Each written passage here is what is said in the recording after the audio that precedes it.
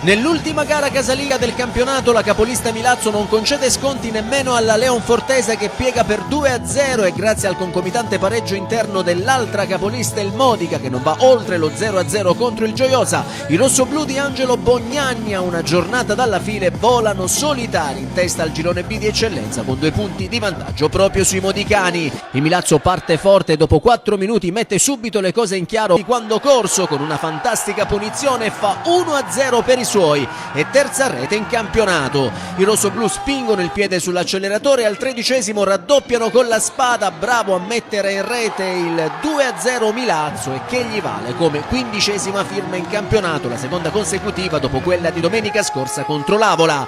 Insiste la squadra di Bognanni, che prima dell'intervallo sfiora anche il tris, ma prima Franchina viene fermato in posizione di fuorigioco e poi l'incornata di Dama sul servizio di Corso si perde larga non di molto.